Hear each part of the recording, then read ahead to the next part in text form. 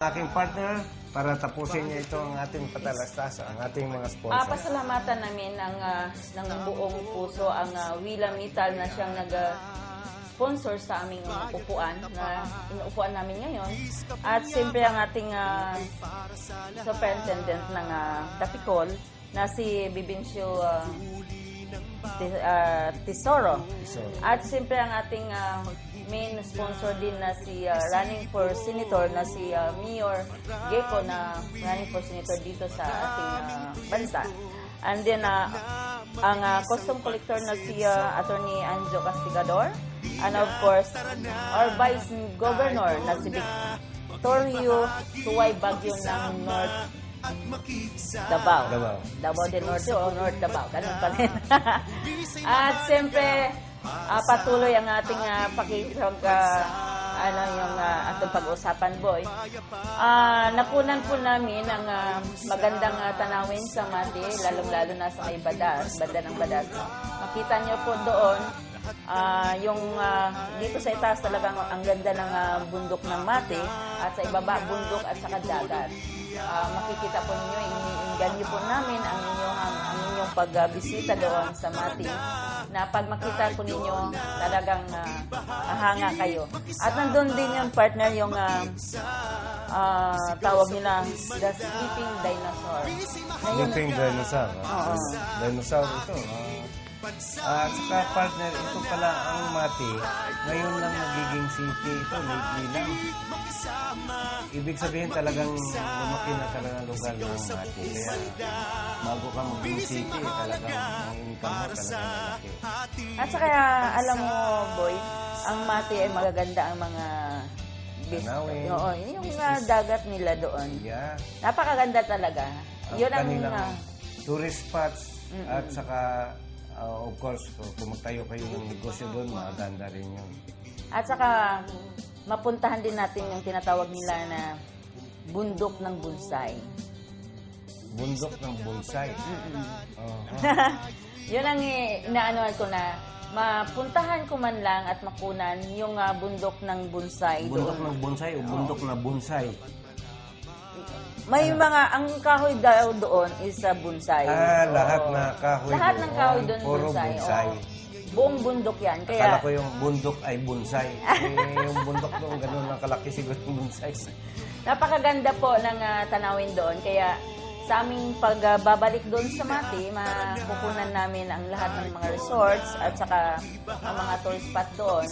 Na yung sinasabi ko, boy, na isang buong bundok na kahoy ay puro bonsai. Puro bonsai.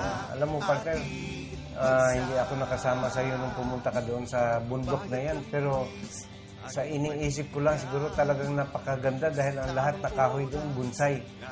Partner, mayroon bang bonsai na coconut din doon? Kahoy lang pinag-uusapan doon puro kahoy lang Coconut rin, kahoy. At siyempre, makikita mo, boy, ang dagat doon talagang white sand. Ayan. Talagang believe ako dahil napakalinis po ang may nagtanong sa akin kung safety daw ang Mati. No? Isang foreigner. Hindi lang isa. Maraming mga foreigner na nagtanong sa akin. Sinabi ko naman na talagang dahil tinanong ko rin ang isa sa mga board doon, no? Board member. Sa kanila partner, pumunta sila doon. Safe na safe doon. Kaya sa lahat ng mga nanonood namin, iinggan niyo po namin ang pagpunta niyo. At siyempre, dito sa aming pag-uusap dito sa Mati, no? Yung BIR Mati, makikita po ninyo din ang pagbigay ng award sa mga nakabayad ng wasto. No? Nakabayad ng wastong buhis at sa kanilang programa.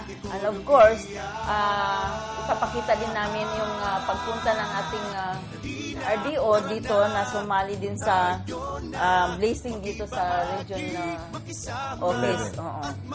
At syempre, kasama niya yung pinaka-close na tao din niya, yung RDO ng Bayugan. At saka yung mga retired ng mga RDOs partner, kasama nila, bisita rin, di ba? So, ano pa ang pag-usapan natin partner regarding sa BIR ng Mati? At siyempre, patuloy ang kanilang pagsubaybay sa ating programa everyday. At sa susunod na episode nito, siyempre makikita nila ang pagpunta po natin ng Dapicol. No? Pinisita natin ang mga inmates doon, kung paano ang kanilang buhay, kung anong buhay nila meron sila doon.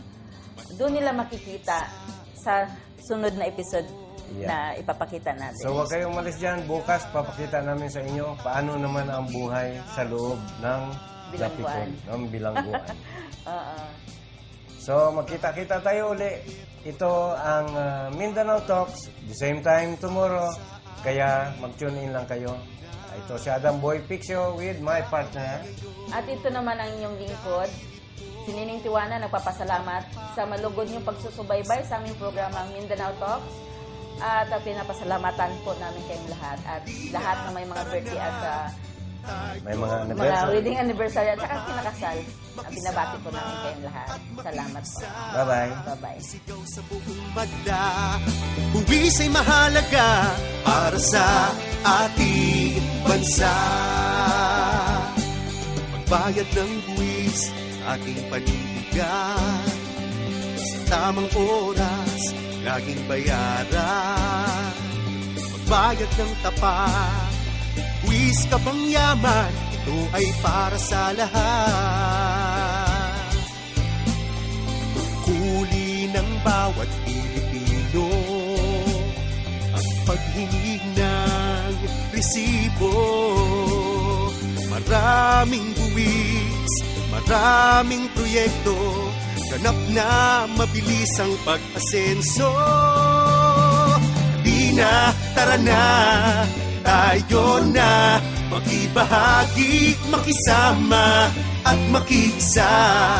Isigaw sa buong madla, buwis ay mahalaga para sa ating bansa. Kapayapaan, kaayusan, edukasyon at infrastruktura. Lahat ng ito ay mapapaganda, aangat ang ating ekonomiya. Dali na, tara na, tayo na, makibahagi, makisama at makisa. Isigaw sa buong madla, buwis ay mahalaga para sa ating bansa. Di na, tara na, tayo na, makibahagi, makisama at makisa. Isigaw sa buong madla, buwis ay mahalaga para sa ating bansa.